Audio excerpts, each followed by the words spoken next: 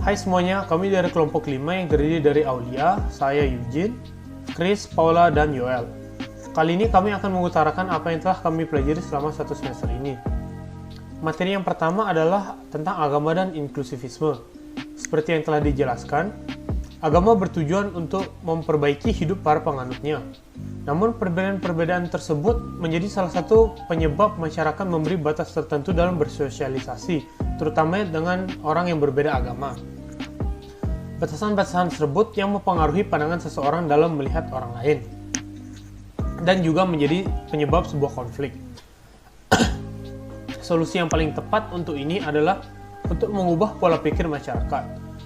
Mengubah pola pikir masyarakat ini maksudnya adalah dengan membuat mereka sadar dengan sendirinya mengenai indahnya perbedaan. Namun hal ini hanya dapat terjadi apabila mereka memiliki sifat inklusivisme.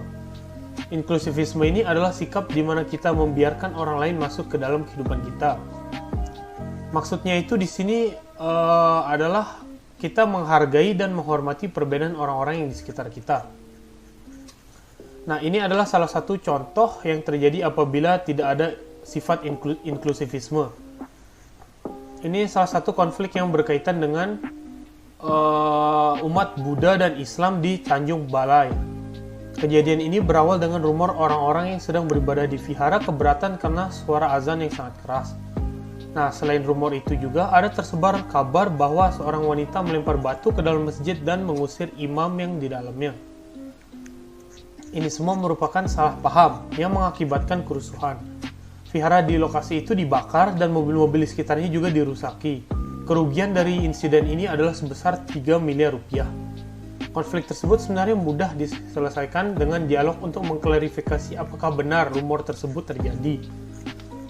Sebenarnya banyak sekali kasus di mana tiap pihak merasa diri paling benar sehingga tidak mau kalah. Di sini itu adalah permasalahannya. Semuanya sebenarnya dapat diselesaikan bila orang menanamkan sifat inklusivisme dalam kehidupan sehari-hari. Himbauan dari saya adalah semoga kita bisa menumbuhkan sifat inklusivisme dengan cara membuka diri kita pada orang lain. Membuka diri ini berarti memberi kesempatan untuk mendekatkan diri pada orang lain, terutama orang yang berbeda agama.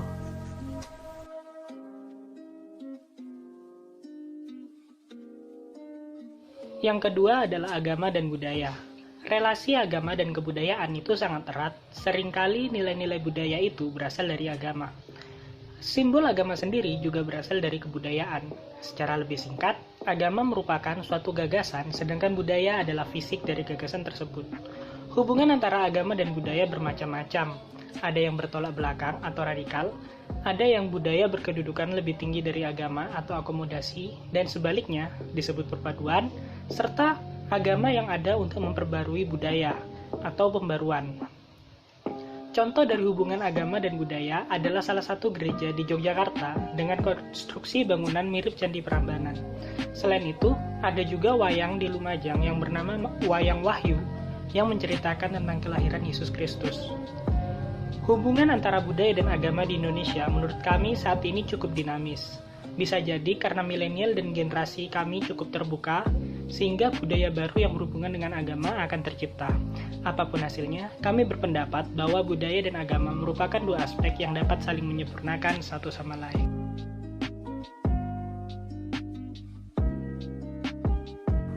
Yang ketiga adalah agama dan sains. Agama dan sains merupakan dua hal yang berbeda, di mana sains bersifat objektif yang berarti memiliki pandangan yang pasti dalam melihat sesuatu, sedangkan agama bersifat subjektif yang berarti setiap orang memiliki pandangan masing-masing terhadap agama itu sendiri.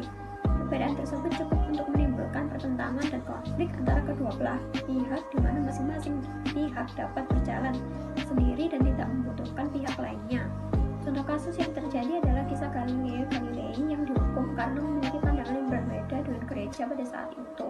Penemuan Galileo yang sangat fenomenal adalah teori bumi mengitari matahari. Penemuan ini sangat bertentangan dengan ajaran gereja saat itu yang percaya bahwa bumi adalah pusat tata surya. Meskipun Galileo hanya diberi hukuman berupa tahanan rumah, hal ini cukup membuktikan pertentangan antara agama dan sains. Agama dan sains memiliki dasar yang berbeda, sehingga keduanya tidak bisa disatukan, namun keduanya sama-sama dibutuhkan manusia manusia dalam kehidupan mereka. Seperti sains yang memberikan berbagai penjelasan logis yang manusia butuhkan untuk memperbaiki kehidupan mereka, dan agama memberikan pengharapan pada manusia untuk terus menjalani hidup.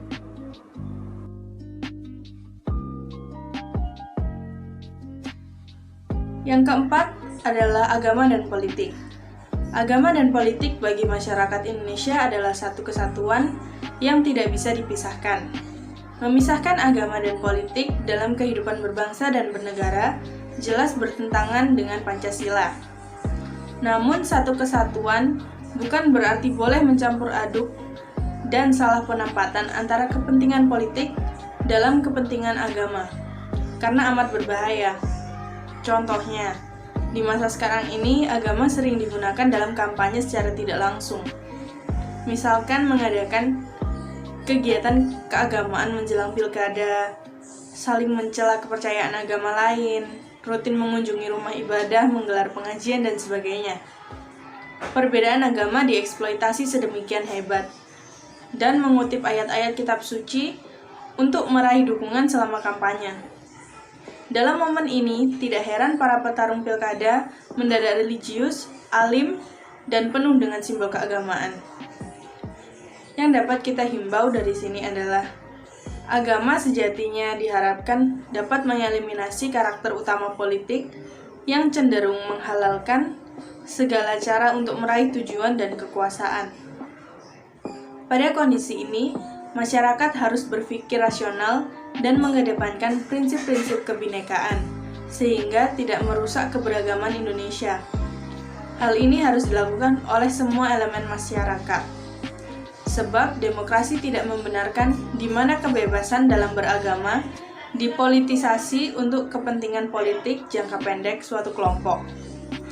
Kita harus berpikir efek jangka panjang dari penggunaan simbol-simbol dalam agama untuk proses-proses agregasi kepentingan politik.